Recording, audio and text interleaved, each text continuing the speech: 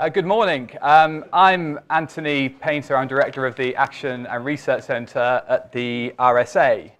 And welcome to a session on local government and Brexit. I think there's a case to be made that Brexit was a local phenomenon.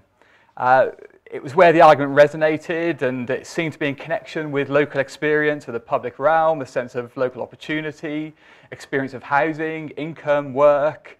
And through Brexit, London might have even finally woken up to a land called England, another place out there linked to the rest of Britain, but maybe not.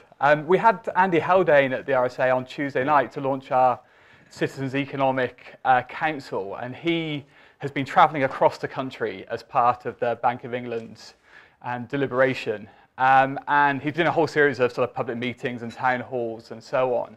And he recounted a story of when he visited Nottingham in about 2012, 2013. And he started talking about the recovery, which by then was fairly firmly established, and he felt able to talk confidently about the recovery. And someone piped up and said, "What recovery?" And he was very confused. And being an economist, he then went back and very quickly checked his figures to make sure he was right, and it actually was a recovery.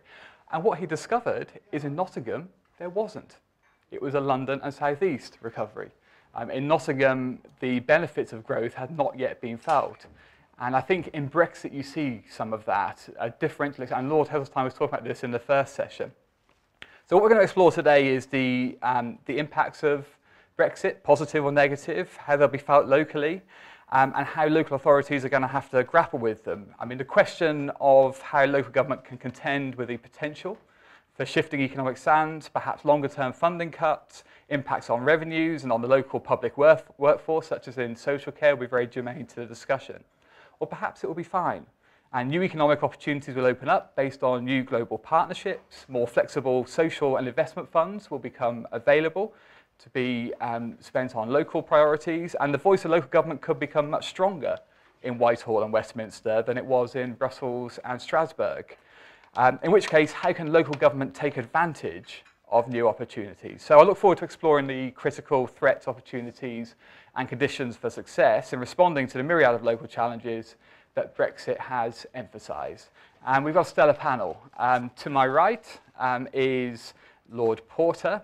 Lord Gary Porter was first elected to South Holland District Council in a by-election in June 2001, and he was elected LGA chairman at the General Assembly in June 2015 and was made a life peer in the 2015 peerages list.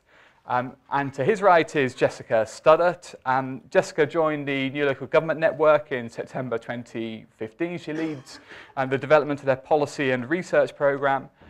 Prior to joining the NLGN, she was a political advisor to the Labour group at the Local Government Association, and she was seconded to the Leader of the Opposition's office in 2013 to 14 to lead their Local Government Innovation Task Force, which was a key sort of plank of Labour's public service reform agenda.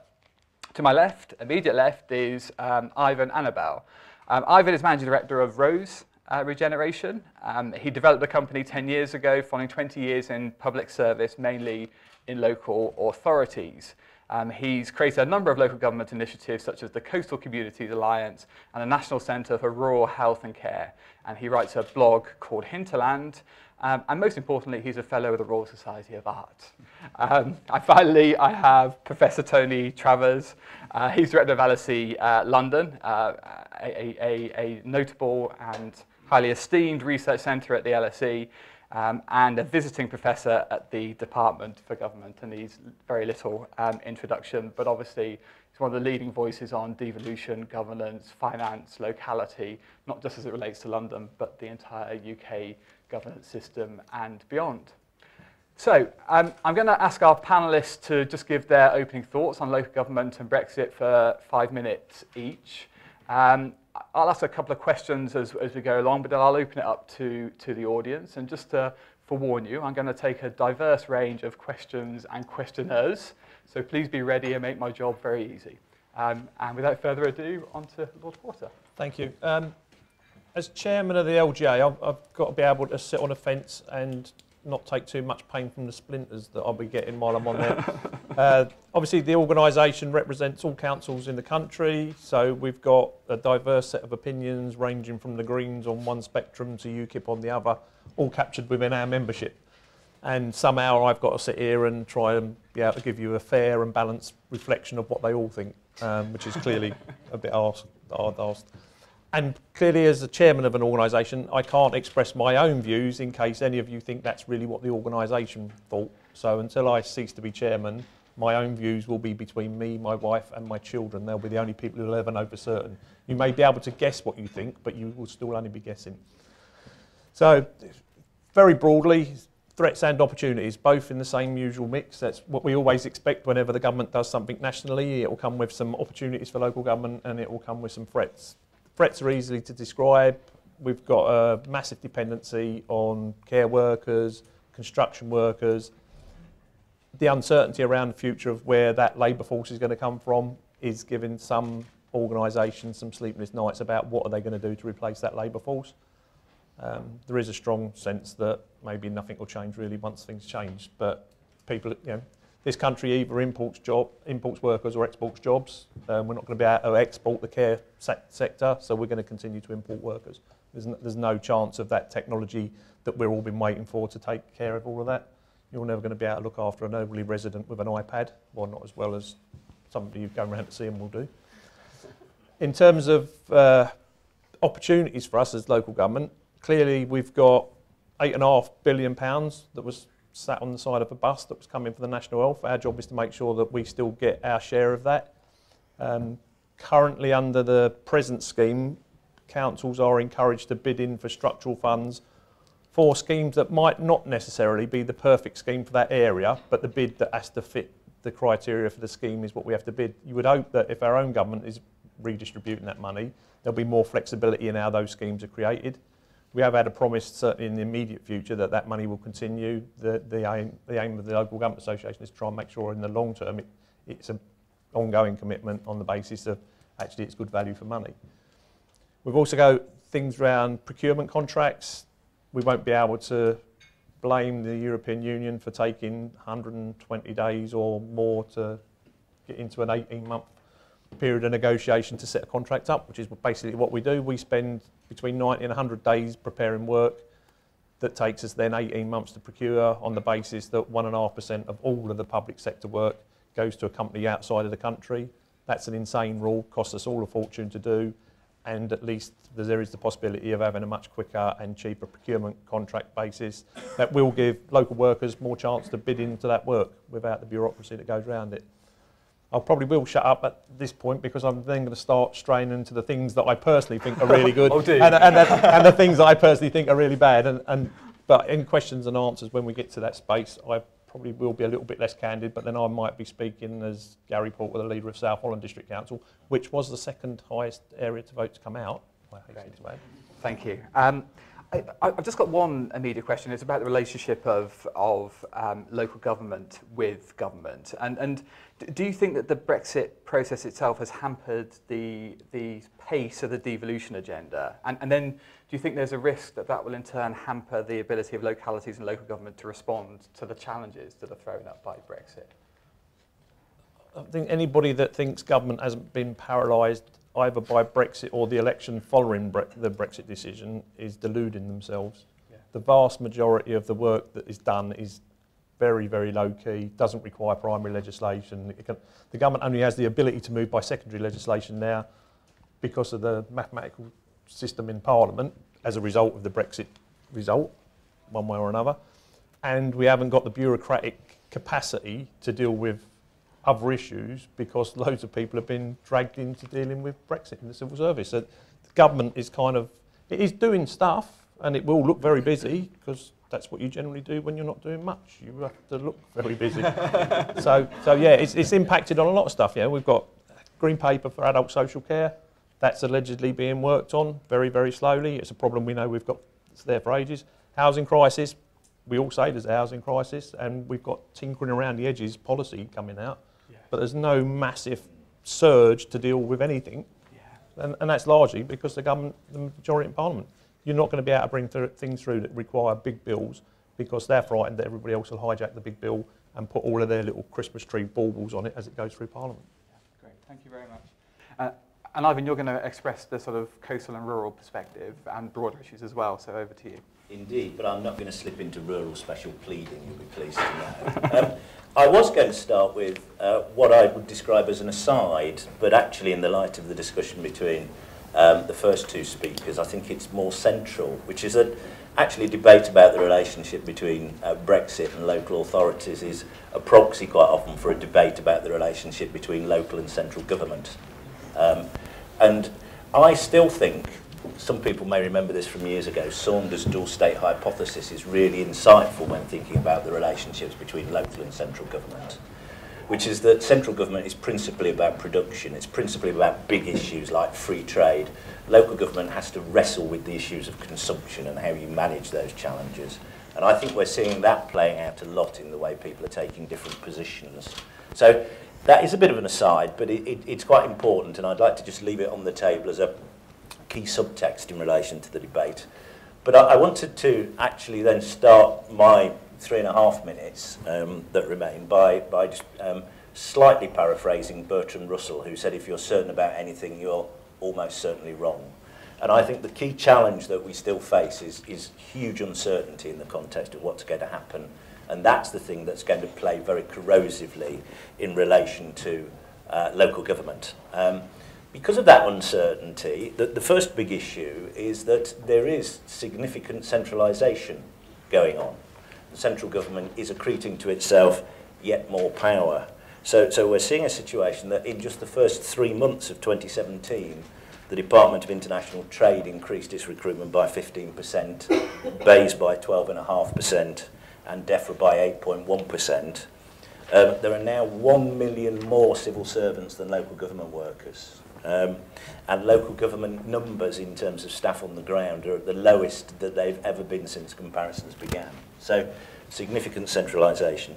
The second point is that Brexit, to the man at the Bull and Bush, or the woman at the Bull and Bush, is hugely diverting, because there are some real issues at local authority level that we're taking our eye off the ball in relation to. Local government, since the recessions, suffered a 40% cut in funding.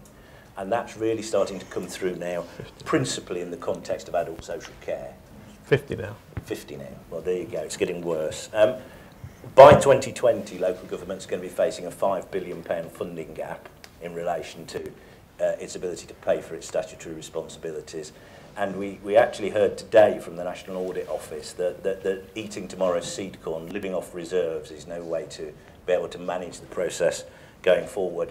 And I think Northamptonshire is the canary, for want of a better term. I think we're going to see a lot more of that happening. Now, in relation to all of that, Brexit isn't really playing at all, apart from diverting attention from the important issues.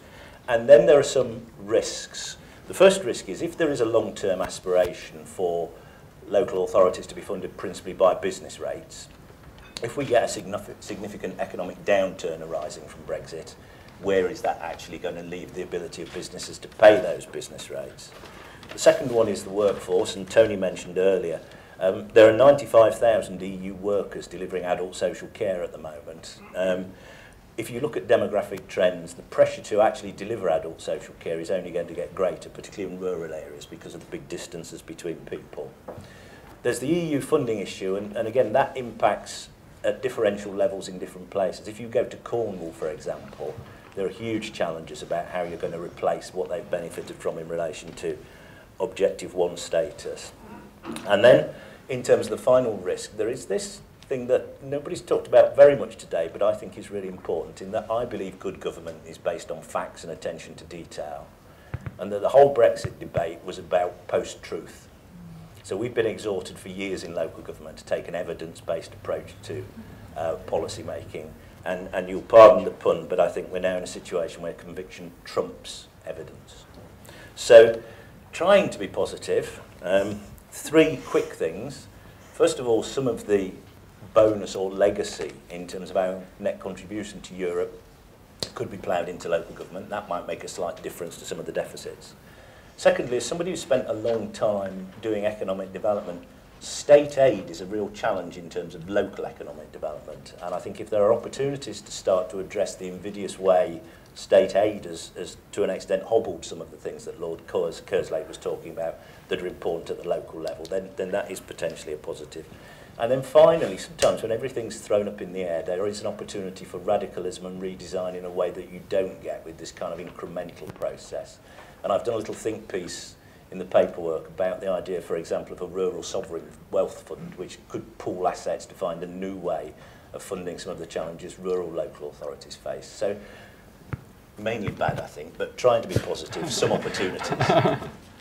We're a big fan of sovereign wealth funds at the RSA. In fact, we proposed our own about two weeks ago. That's where I got the idea from. Brilliant. A question for you, Ivan. I mean, this question of local government finance and sustainability and the famous jaws of death graph and so on and so forth.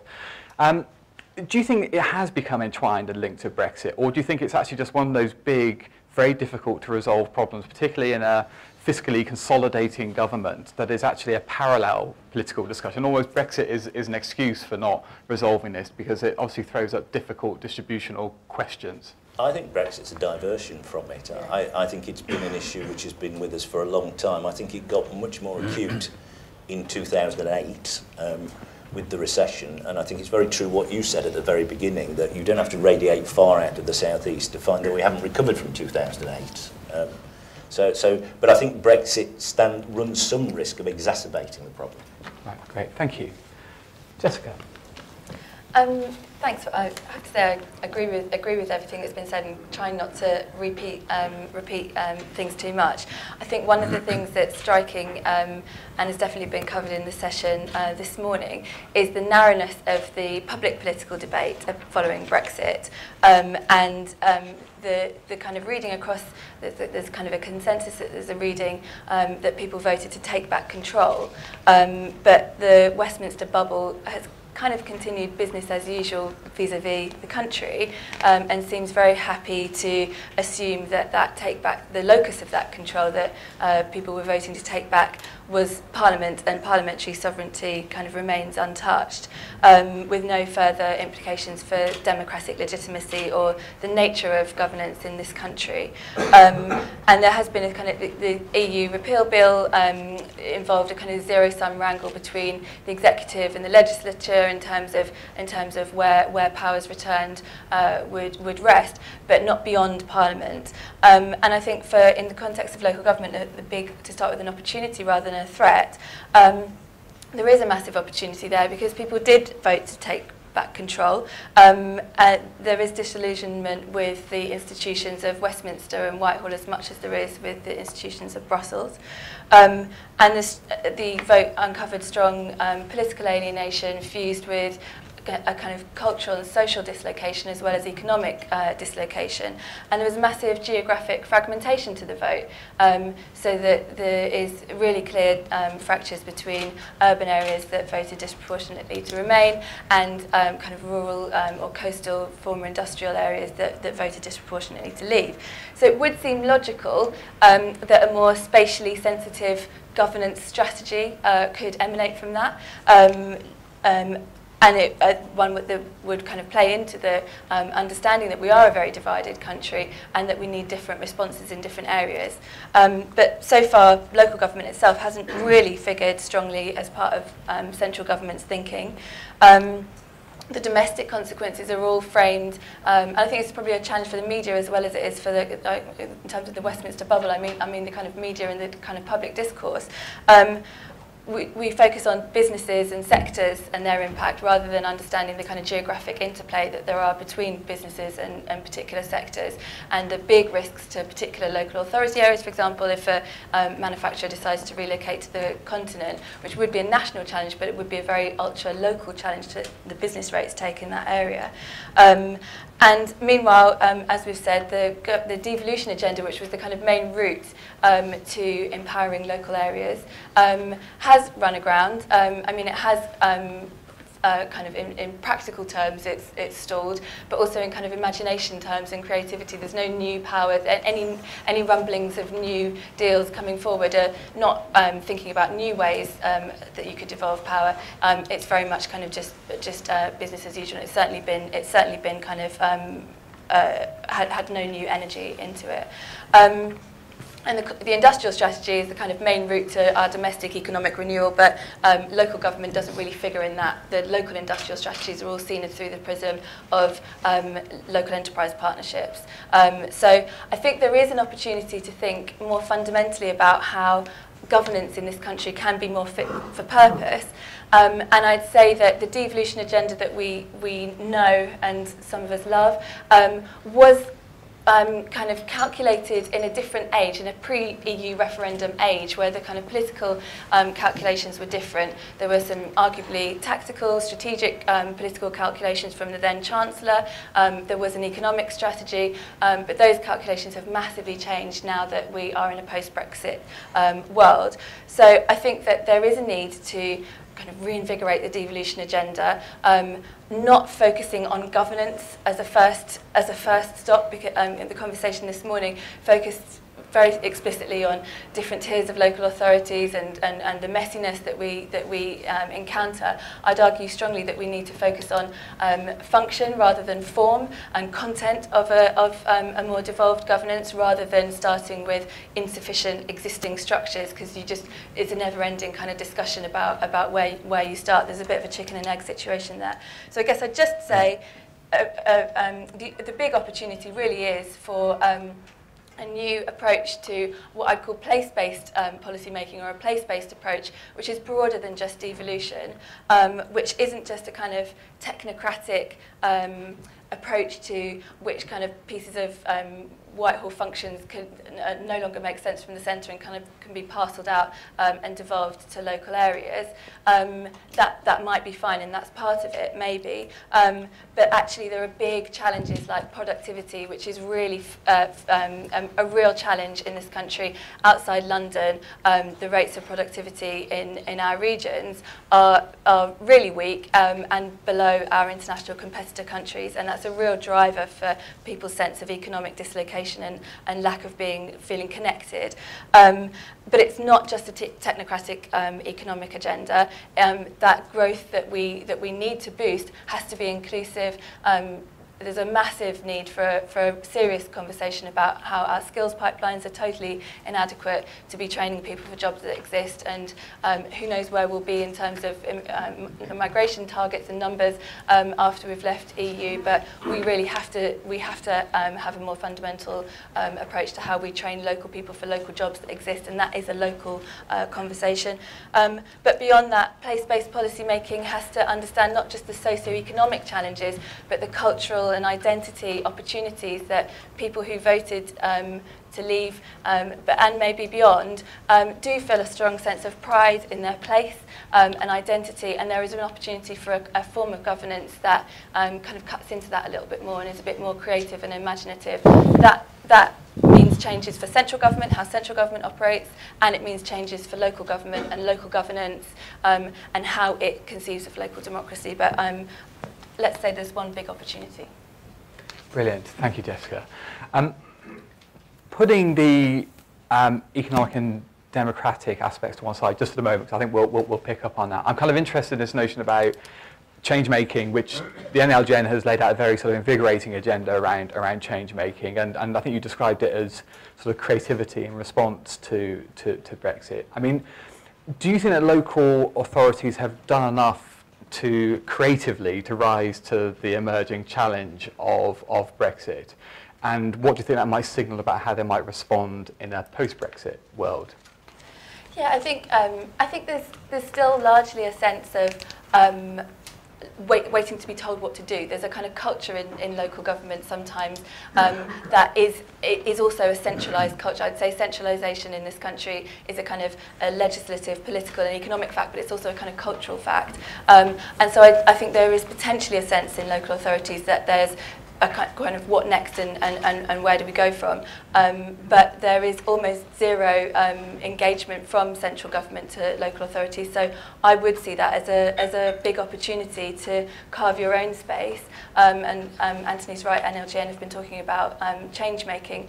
What we're looking at and what we're considering is how all institutions in the kind of global networked age, all institutions that were created in the previous centuries are struggling for legitimacy in different ways. You see it with the NHS, you see it with the BBC, you see it with institutions of governance. And so I think there is a need for institutions to think more creatively about how they are engaging people in a deliberative and ongoing way. And I think one of the challenges from a democratic point of view is we've just had this big referendum, the shockwaves of which we're dealing with. But democracy is an ongoing process. It's not a moment in time that stops. And I think that we are a divided country, and there's a real opportunity there for local government to be the kind of facilitating forum of a more positive local dialogue and kind of building consensus between people where clearly on a national level there's massive fragmentation. Great, thank you very much. Professor Travers. Right. Well, I think it's worth beginning with the question of there were many messages from the Brexit vote, and they will be studied by academics and others for decades to come. They are being studied and they will be studied for a very long time. Try to work out why people took this opportunity where one vote counted the same as every other vote, to send out a particular message. And that will be discussed for a long time. Did that message include, we want more power to be centralised at Westminster? And I doubt it. I really doubt it. If there's anything that Remain and Leave voters could agree on, it's probably that. It wasn't a cri de coeur, but even more power, this time to be taken from Brussels and further centralised in Westminster. Much has been said indirectly already about Westminster and Whitehall today. And I have a great deal of sympathy, in fact, for central departments who are at the moment, in many ways, just as much in the dark as local government is about how this is all going to turn out. Whitehall departments, particularly those that are sponsoring local government, MHCLG, Department of Transport, and other departments, themselves know very, very little. They're not at the core of the process. And so what they're having to do is to wait as the government resolves where this is all going to turn out. And that's meant that even in spheres of policy where it would have been possible for the government to produce detailed policy prescriptions which would have helped local government and indeed the rest of civil society had they done it already. We haven't heard anything. So we haven't heard anything, for example, an agriculture policy. In fairness to Michael Gove, he's the kind of minister who goes into a department and immediately sends out a sense he knows what he's doing, which is unusual.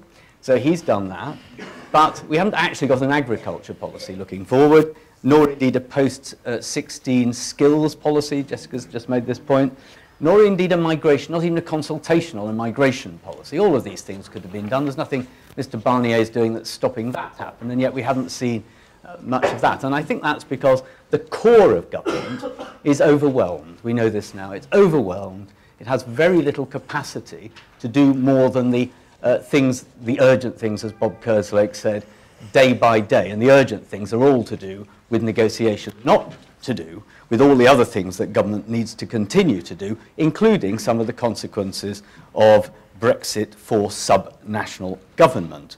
So with that in mind, are there opportunities in this? Well, there are clearly opportunities. There are opportunities to take the message from the Brexit vote, there are many of them, that people do want government to be more responsive, more flexible, to reflect the things that they feel in their area. And with that being the case, you could undoubtedly envisage a push for greater devolution, which would be better for central government, partly because it would be less overloaded, partly because it would mean, and there's evidence for this, there's academic research evidence, you don't get necessarily higher economic growth by devolving power, but people do come out feeling government is better when it's closer to them.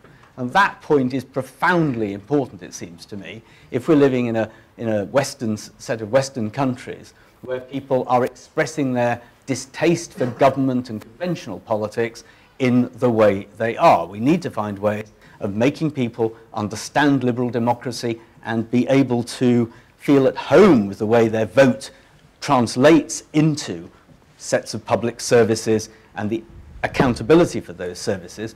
So I would say that the opportunity that comes out of Brexit is to convince the British political class that it's in their best interest at the national level that they cede a little power, and that some of it is then used subnationally. Scotland, Wales and Northern Ireland, Michael Heseltine's right, Scotland and Wales are both centralised in those countries, so it's true within those two nations as well.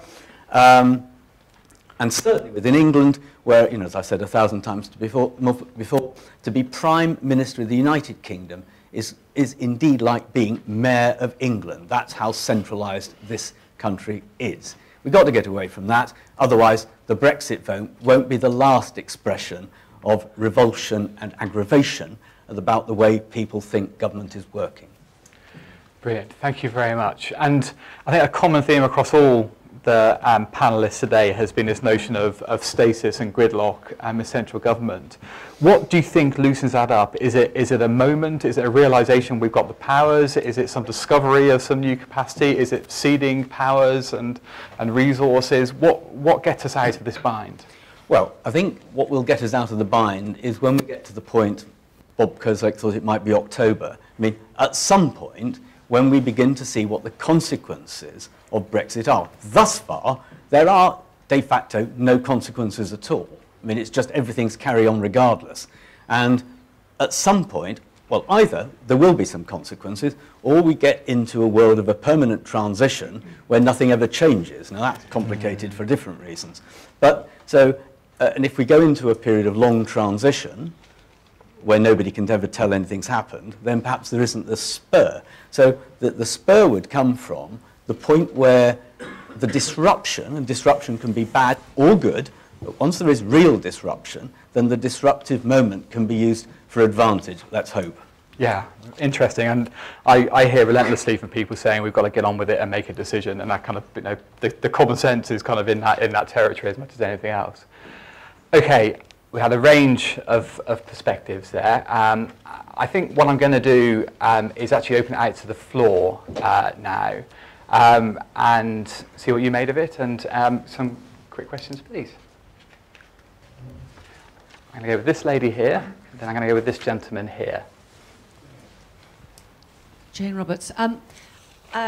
Should, can, and if so, how do you reconcile people's sense of identity in place, so crucial to people's sense of belonging, with sufficient scale for economic development and growth? Great, thank you. Thank you. Please. Yes, if you could say who you are, that's great. Thanks. Mark Sanford, House of Commons Library. Given the wonderful ideas that we've heard from all quarters this morning about how decentralisation is the way forward in one way or another, I'm interested in the panel's views on what the actual obstacles are to making that happen. Because centralisation is not a new phenomenon in the UK. We've, even in my reasonably short career, I've seen quite a few moments which ought to have led to something happen. Why doesn't it happen? Why doesn't that argument get through? Great. I'm going to go with you first. Pick up either the identity, place and the right scale for economic growth, or the obstacles to the decentralisation question. Well, there is a bit of a link between the two of them, actually, which is that there's a deep continuity in this country that links people's identification to place. So I live in Lincolnshire, and when the dreaded Humberside was unravelled, the two South Bank authorities didn't rush to call themselves South Humber and South Humber and South East Humber. They went straight back to call themselves North and North East Lincolnshire. Now, there is still an economic logic around the Humber as an estuary.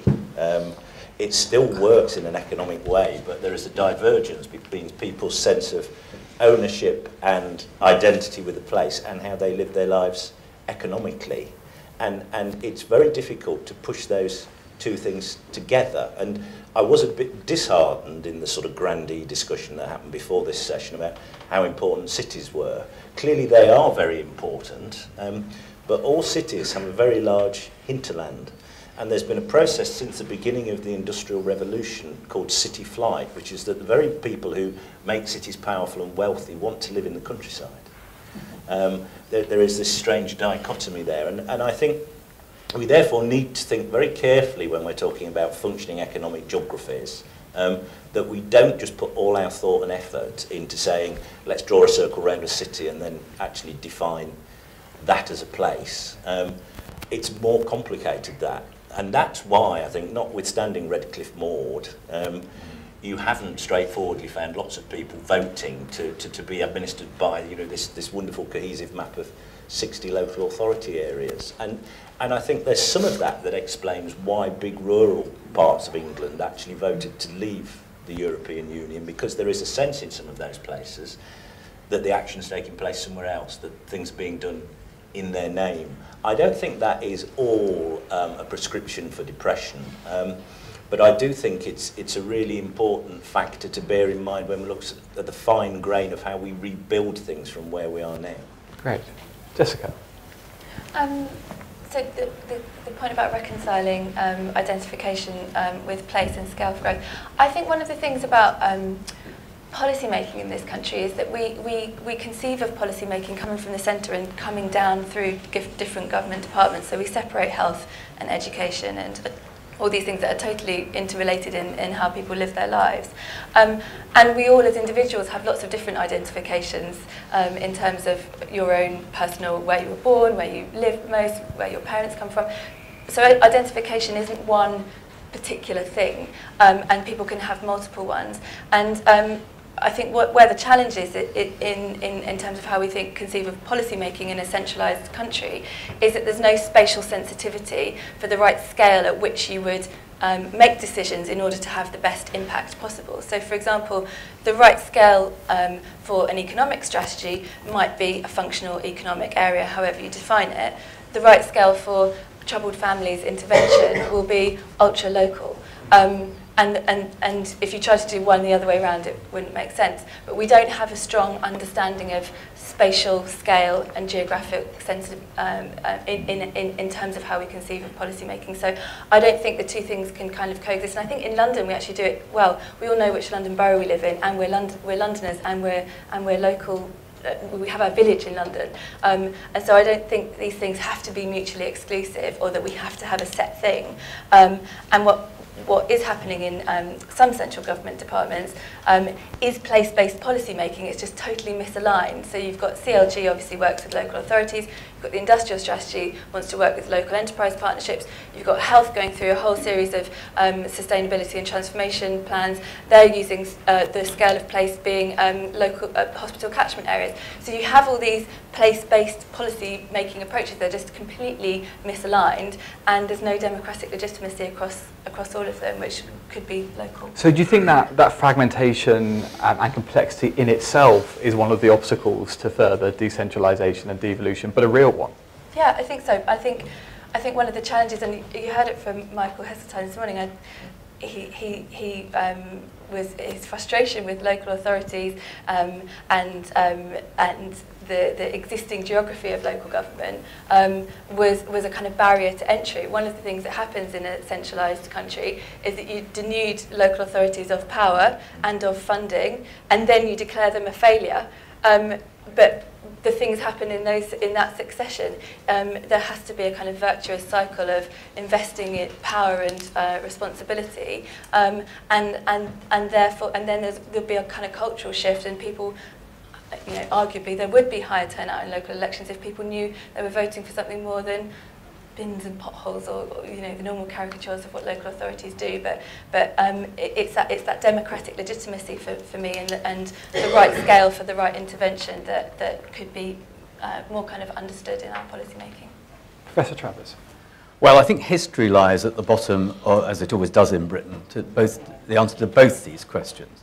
I mean, the Industrial Revolution didn't lay out the United Kingdom quite as neatly as it might have done when it came to having neatly ordered hierarchies of government. That's the first thing. And in terms of identity, you know, Britain's long evolution England, and particularly as a unitary state without revolutions that reset the system, goes on to explain the capacity for extreme centralisation over a long point. So just to take them in slightly more detail quickly, I take the point others have made that I mean, I do think 60 units of government would be a bit small. We already have the smallest number of primary units of local government of any country in the developed world. I mean, you know, I would say there are something like 500 units of local government in the UK, slightly fewer actually, and the equivalent number in France is, admittedly rather too many, 36,000. So somewhere between there might be the right number. But so if we went to 60, there would have to be something within the 60 as a second tier. There'd have to be something within that to represent local identity. And identity is such, you know, we all talk about identity, I mean, ever more than at any point in my life today. And one of the continuing identities is people's feeling of pride, and most people love where they live. Almost everybody in Britain likes where they live. They feel proud about it, they support sports teams, all of that. So I do think we have to have some broad reflection of that in the system of local government. We struggled with it since reorganisations into big units, but I still think it matters. And on the obstacles to decentralisation, well, you know, as you know, Mark, I mean, England, UK has been centralised for a long time. I do think for the period of empire, the height of empire, it distracted Parliament and government.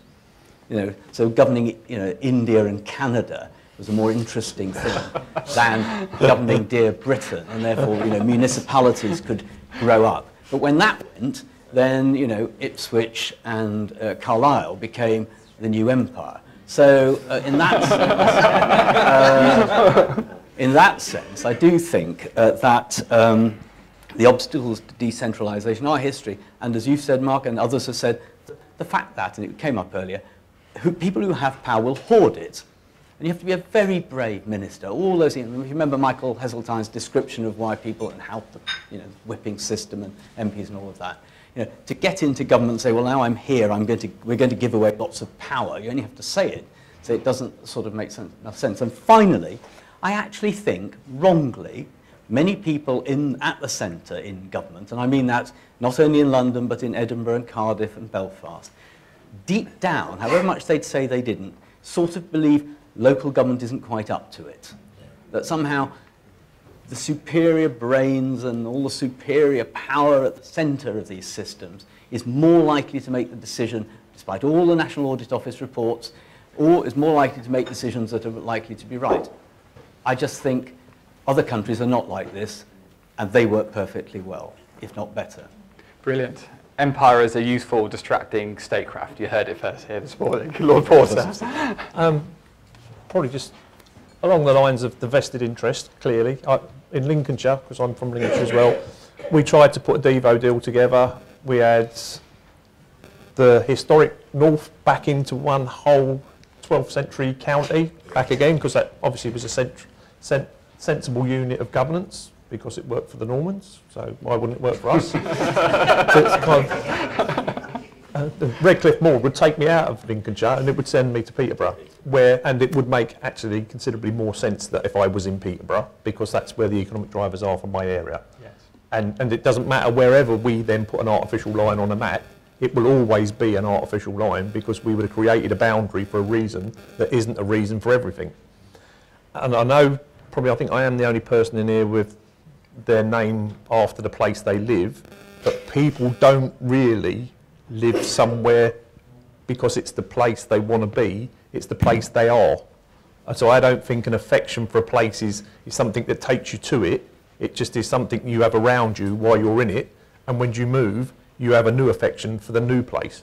And I would be really interested to know how many people who live in London know what borough they live in, because I can walk through half a dozen boroughs and it all looks the same to me, apart from one side of the river, the pavements are a lot more broken than they are the other side of the river. They'll know who did pay their council tax to. But do they? As a councillor, I like to think I am the centre of everybody's universe where I live. But really, do they? Yeah.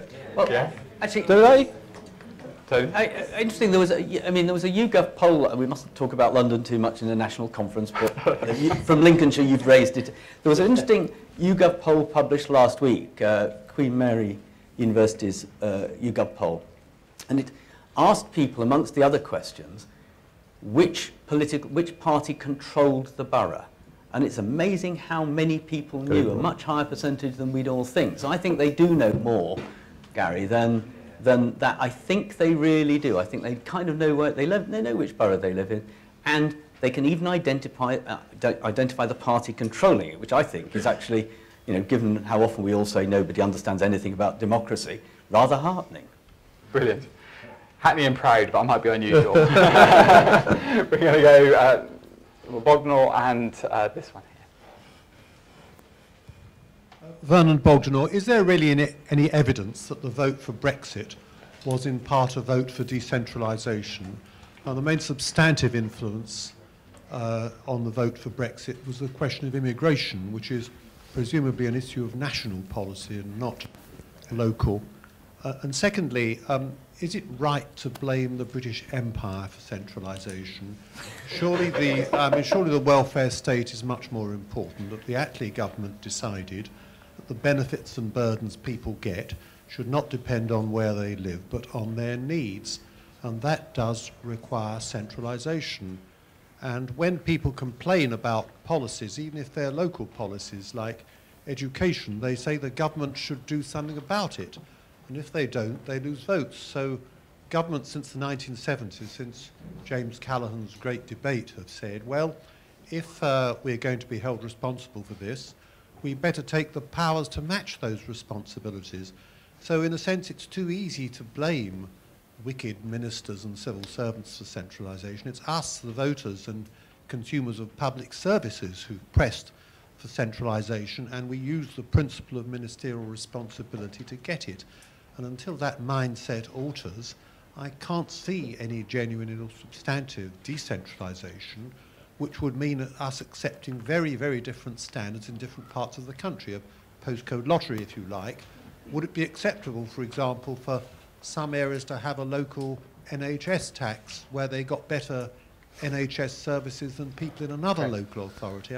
I think it's questionable. So I think the roots of centralisation go much deeper than has been suggested. Great, thank you very much. And there's this lady here. Jackie Broadhead, University of Oxford. Immigration was obviously a very salient issue within the Brexit debate, and either in and of itself or as a proxy for identity questions. I'm struck that Vernon says that migration is nothing to do with local government or migration policy. That was my question. Given that it is such an important topic, I'm struck by the fact, whether it's because of the inferiority complex that Tony talked about, that local government doesn't seem to have that much to say about it, when it actually deals with a lot of the consequences of the failure to manage it well, whether from skills devolution and driving inclusive economic growth, productivity, that kind of thing, through to mitigating pressures on public services and the type of kind of workforce pressures that we're going to be, but also to identity questions in relation to community cohesion and integration. What should the local government voice be, both on influencing migration policy and then also in service delivery? Great, thank you very much. Lord Porter, are we a nation of born centralisers? We all are, though, aren't we? We all want control of the things around us that matter to us most. And the higher up the food chain you move politically, the more you're likely to make sure the power sits where you are, because you're the one going to get the blame for it ultimately. If I was a Prime Minister, there'd be no departments, no ministers, I would have it all. And I would work, and I would work 9 days a week to make sure that it happened. We're not very good at delegating things out. We don't trust people to get the best outcome that we can from what's available. And central government hasn't learned that sometimes local government will do a good job and it'll be great, and sometimes we'll do a bad job, because that's the nature of the beast. And why, if you're the Saj House Secretary of State, why would you take the blame for me not being able to do something properly when he doesn't have the control of it because he delegated it to me? Why would he want to do that? So clearly you can understand why ministers don't want to do it. Civil servants don't want to do it because they know at some point it will result in a P45 for some of them, because clearly if there's less for government to do centrally, there's less need for people to do the doing. So it would result in lots of P45s being handed out. So it's not in anybody's vested interest where they've got control to cede it to somebody else. we normally only give things away when we think they're ticking and we hand it over. That's what we normally do. If you pick up obviously the first point, but also the point about immigration and the voice of local government. I mean, of course, Vernon, I was actually using the empire as a pause, really, in centralisation. You know, the origins of England, you know this better than anybody in the room, the origins of England, the crown, the administration of justice were always fairly centralised in England. And the empire distracted people from that, I would argue, gave them other things to make and do. But you're right, the welfare state further, you know, as more or less in parallel with the process of, you know, government looking for other things to do. I mean, you know, you'll be aware the amount of parliamentary debate spent on foreign affairs and domestic affairs changed radically after the Second World War. And that, I think, is partly an expression of this need of this big government machine to have something to make and do. And the welfare state certainly reinforced that, although there are countries, Germany, for example, which equalise between different parts of the country without controlling government in different parts of the country. You can equalise resources, you know this, better without actually running everything centrally. The point about immigration, I mean, there were many reasons, clearly, and others in the room know much more about this than me, why people voted for Brexit. And immigration may have been the leading one, but I suspect dissatisfaction with people's lives, for whatever reasons, would be a better catch-all.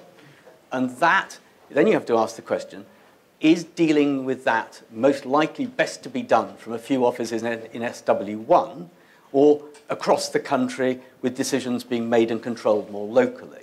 So if it's dissatisfaction with our lives, with whatever it is that leads to that, question, can a small number of people in one postal district in one city get that right in future?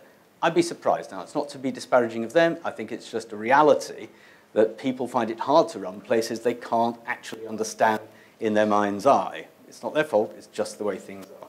And then going on to the immigration issue, I think it's Jackie's point, absolutely right, that if immigration policy was in part what triggered, and Bernard made the same point, that the Brexit vote, it was always local government, individual authorities that had to pick up the consequences of that national policy.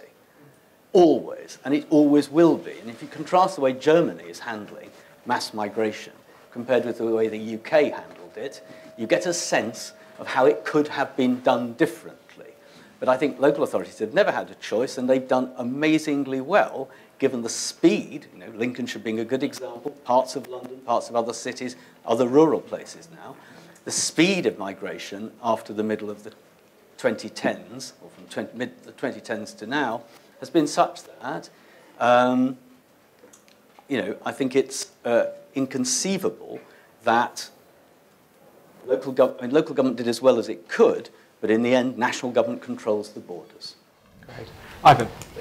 Local government gets it all to deal with, doesn't it? When all this goes wrong, who has to actually pick up the pieces in the localities where these things manifest themselves?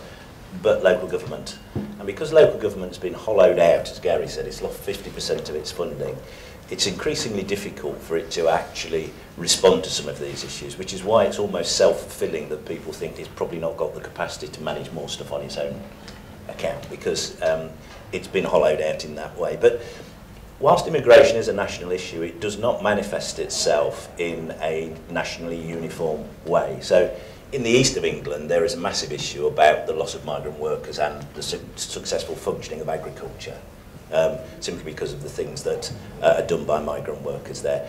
In places with very skewed demographies, the availability of migrant workers to provide adult social care is going to be a huge challenge. And then just reflecting quickly on local power and this empire thing, because as somebody with a history degree, I'm fascinated by this.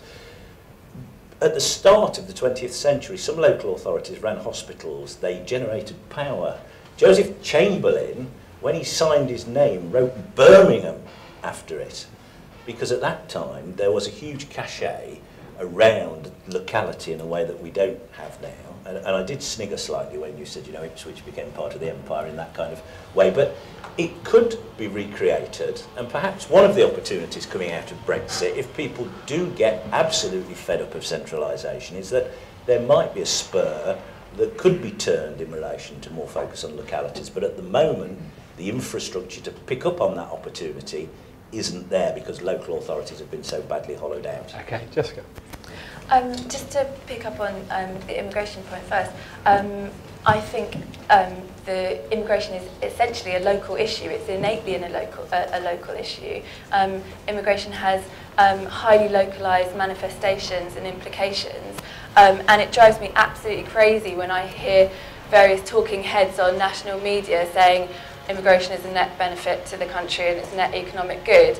That is a kind of an unfortunate piece of evidence and fact that really doesn't play very well in post-truth kind of politics, and it really doesn't make very much difference to people who live in areas that feel that they have been affected by immigration, and immigrants in a local area they feel have put pressure on public services, on housing, or on the visible community. And a one-size-fits-all national kind of understanding of the good or not of immigration really doesn't capture people's kind of local senses of things.